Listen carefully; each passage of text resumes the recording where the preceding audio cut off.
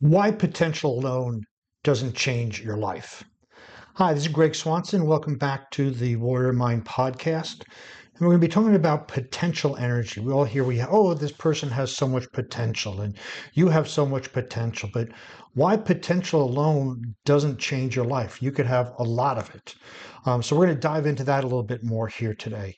So, many men, actually people, are carrying around more capacity than they are expressing. That is that potential, right? We talk about it. Oh, this person, especially in athletics, they have so much potential, but they're not expressing it. So there's the potential of it, and then there's the reality of it. And they know they're capable of more, whether they're an athlete, a business person, a salesperson, but somehow keeps pulling them back into the same familiar version of themselves. There's something there. It's this magnetic pull, if you will, or an anchor that holds people back. So there's the potential, and then there's the anchor, and the anchor keeps holding them back. And this is that identity gap. And for the past several podcasts and even blog posts and articles on LinkedIn, I've talked about this identity gap. It's who we think we are and who we really are expressing. And there's this gap there. It's kind of like emotions. When you have an expectation and reality, there's a gap. So let's just talk a little bit about what potential energy is, and not from a physics standpoint. So why potential alone does not change your life, right? It's stored capacity. And we can, equate it to physics if we want, but it's a stored capacity. This potential energy within you, it's there, it's stored. It's unused power. You go out and express part of yourself, but you hold back, and that's that unused power. And this creates that identity gap. It's the gap between who you can be and who you are. There's this gap, and who you can be is based on your potential energy, your identity of who you're holding yourself to be. You know, and this is where potential must be converted. We must take that potential inside of you, inside of us, and convert it so we can shorten this identity gap. Right? Potential energy is stored energy, but a deeper lesson is that stored capacity means nothing until it becomes movement. You could have all the potential in the world, but if you don't start to express it, if you don't start to utilize it, it doesn't matter. You could have all of it right there, but if you're not going to use it, you might as well have none of it. So what is potential energy really teaching us, right? It's stored energy. So we know we have this capacity, the storage energy inside of us. All of us do. All of us have a potential inside that we haven't tapped into. And it's stored energy. And energy helps create movement. And movement helps create results. And results then reflect back on who we are. So if we think our identity is someone who's lazy, we're going to sit around with all this stored potential energy, and we're going to not tap into it. And so we're going to be lazy. We're not going to do anything, and it's going to support our identity. So we have to realize that there's more stored energy in us than we are tapping into. And it's the energy of position. So we can position ourselves to achieve great things, or position ourselves to stay where we are. And this is where this confluence of energy and identity and self-image come into play, right? If we think ourselves as one way and we act that way, but we're ignoring the potential energy. So we need to start to change that identity to something more powerful, which then will allow us to tap into our energy and position us as that greater version of ourselves. The capacity comes before movement, right? So we have to understand that we have this capacity, we have this energy, we have this, then we can move into it. We can use it for movement. We can use it for behavior, for taking action. But we need to first recognize that who we think we are right now is not who we are capable of being. We have this capacity in us to do more, and we just need a coach like me or others to help us tap into that energy, that capacity, so that we can then start to step out of who we are right now and create a better, bigger version of ourselves. You know, The power in you is waiting to be released. It is there. And I'm sure you have felt it. If you're listening to this podcast for any length of time, or even if this is your first time, you're listening to it because there's something inside of you that says you can do more. This is not the best you can do. This is not your best year. This is not your best month. This is not your best day. There is more best days inside of you. And it just has to shift that identity, which will allow you to tap into that potential energy. Right? Potential energy is not movement. It's capacity waiting for conditions to change. So your potential energy is sitting there, but it's not going to become movement until that capacity is, it's kind of waiting for conditions to change, and you're part of those conditions.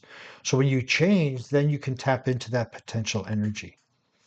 Stored capacity inside a person. The strength is strength not expressed.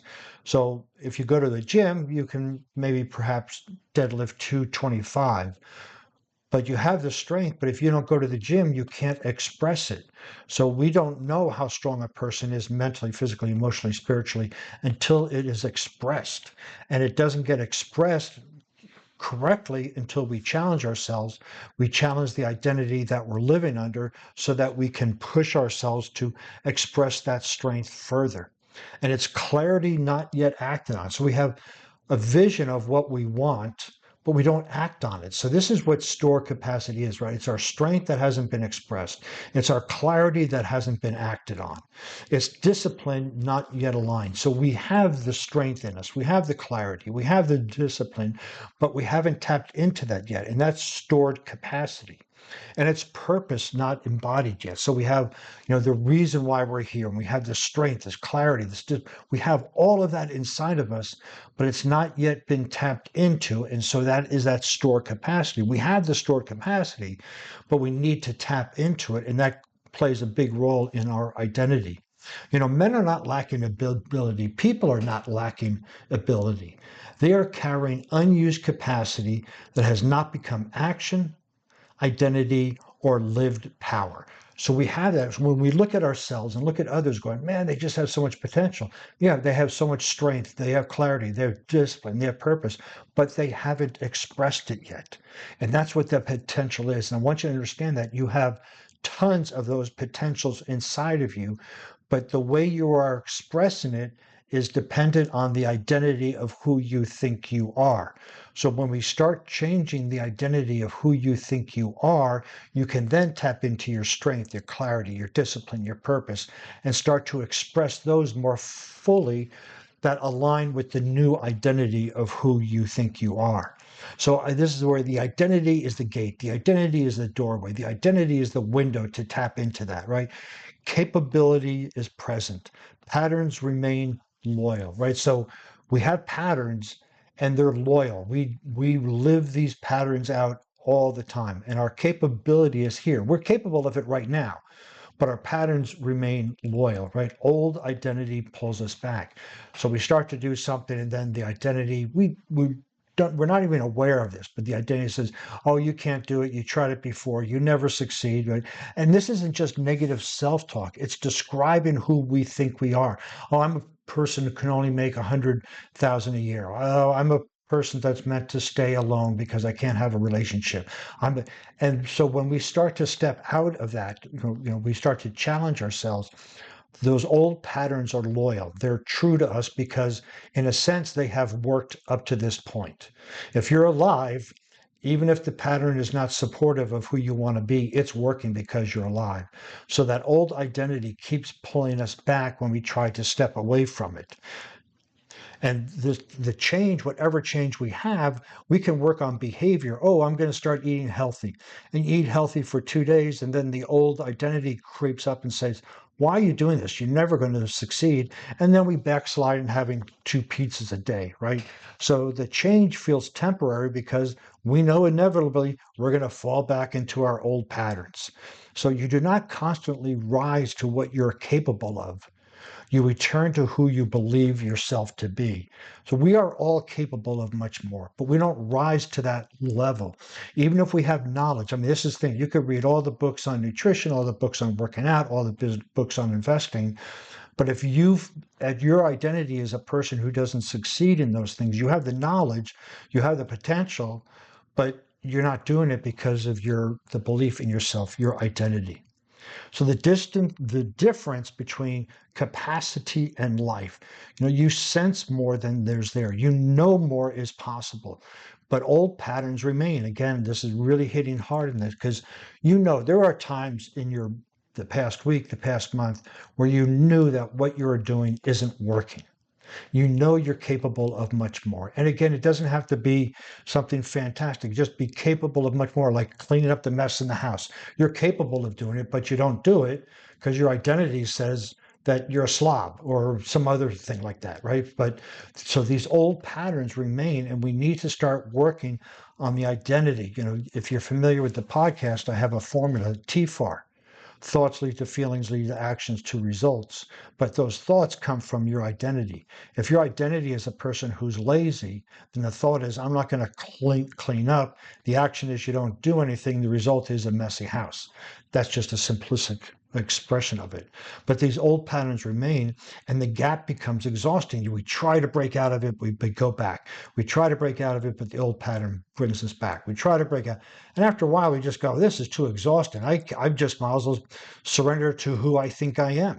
And this is frustrating of knowing you're capable of more while continuing to live beneath this. There's this gap, right? And this is not weakness, it's division.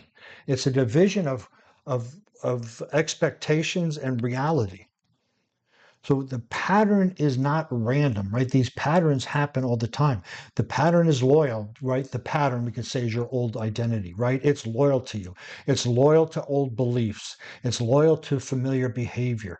It's loyal to practiced identity. All these things, it's loyal to us, this pattern of who we think we are, right? The TFAR, thoughts, feelings, actions, results. All those are loyal to our pattern. These are not random things that happen. We do them over and over again. So we tend to repeat patterns even after they understand the strategy, even after you understand the strategy of how to break it. So the problem is not information. The problem is the identity running the system. Again, you could have all the information on how to work out, on how to lose weight, on how to cook, and you could have all this information, but if you don't do it, you wonder, why am I not doing it? Well, it's the identity, this deep identity that you have about yourself. And there are parts of our life where our identity is awesome, right? It kicks butt. But I'm just looking at, this section on a global basis, if you will, that the problem is identity running the system. So potential does not move itself, right? Potential sits there. You have potential in a battery. You have potential something. Something has to get involved with it. So it's like a loaded barbell, right? It's on the ground, but there's stored force in it, in a sense, kinetic. But without lifting, there's no action. So that's stored potential. The capacity requires conversion. The barbell is a physical metaphor. The weight sitting on the floor represents potential strength. Nothing changes until the person engages and commits and moves and lifts it. So the potential is there, the potential strength is there, but you looking at it doesn't do anything. But you grabbing the barbell and lifting it, then it converts. Then that potential energy you had in yourself is expressed as strength. So the body really tells the truth, right? Fatigue exposes patterns. When we're tired, such as, well, let's say we're trying to do a good nutrition program, we're great. In the morning, things are great. We have a long day at work. We come home and go, oh, screw it. Let me just have pizza and French fries. Exposes the pattern, right? Fatigue exposes the pattern. We can use willpower just so much. And there's a great book on this of willpower, on how if we start making decisions so much throughout the day, by the end of the day, we're not going to have any willpower to adhere to our structure. But this is where the fatigue exposes those patterns of who we think we are. Heavyweight exposes honesty, right? So when we're lifting a heavy weight, whether it's an emotional weight, whether it's a physical weight, this expresses who we truly are. And the trail exposes quitting. The trial exposes quitting. Anytime we're put under duress, the real us shows up. We can say we're cool, calm, and collected. We can say we're eating healthy. We can say we're working out. We can say we're investing. We can say we're in a loving relationship. We can say all those things. But when our feet are to the fire, that's when our identity truly shows up. So you look back in those times and you wonder, what the heck happened? Well, it's part of our identity that's happening. When we get into these arguments, when we get into this trial by fire, is when we really show up. And pressure exposes identity. And this is great whether you're looking at making sales or athletics or anything. It exposes who we are. There are some people who they get into these pressure cooker situations and you go, wow, how did they stay so calm and collective? That's their identity. They don't have to work for it. It comes naturally. And it didn't come, it comes naturally now, but it didn't come naturally. We have to work at how we change the identity because it took, whether you're 20, 30, 40, 50 years old, it took that long to create this identity. So you can't expect it to happen in one podcast or one book. You need to have a coach to work with you, like myself, to expose the identity, expose it for what it is, and expose it for the benefits you're deriving it, right? We wouldn't have the identity that we have if there wasn't a payoff for us at some level. So we need to look at what that payoff is and how to get that payoff in a different way so we can change the identity. A physical challenge reveals what thinking can hide, right? The training exposes avoidance, control, discipline, quality, identity limitations. So this is why I love physical training so much, because it really brings to the surface who a person is. And knowing is not becoming, right? Insight is not action. You have all the education in the world, but you're not taking action on it. So what good is it? It's just entertainment. A strategy is not embodiment, right? We can sit down and have a strategy on how we're going to lose this weight or how we're going to make this much money. But if you don't do it, you're not embodying it, right? And intention is not identity. Oh, I intend to wake up early tomorrow to go to the gym. I intend to save 10% of my money. I intend to ask this person out. But it's not your identity, so you're not going to do it. And practice creates proof. You practice under pressure, and proof will be exposed as to who your identity is. This is not meaning you're a bad person, a good person. It's just your identity on how you're living. So reading the book, hearing the podcast, knowing the answers do not close the gap. Awareness has to become repeated, aligned behavior based on the identity you want to become. From stored capacity to lived power. Stage one, recognition. Recognize what's going on. Two, you have to make a decision of who you want to be, who the identity is. Then you start taking action, and then you practice and document, and then that practice turns into an identity. So potential becomes real when awareness becomes action, action becomes practice, and practice becomes identity. And then you document all of these things every day so you support the shift you're creating in your identity. But recognizing what you're doing isn't working in an area of your life. Make a decision that you want to change. What actions would you need to take? Then you practice those actions, then you document and confirm those are different actions, and you confirm that your identity is starting to change. If we don't confirm that our identity is starting to change, we're just going to fall back. That identity, the old identity, is going to pull us. So we need to really recognize that we're changing our identity by documentation, by journaling, or even with coaching. Can your identity carry your potential?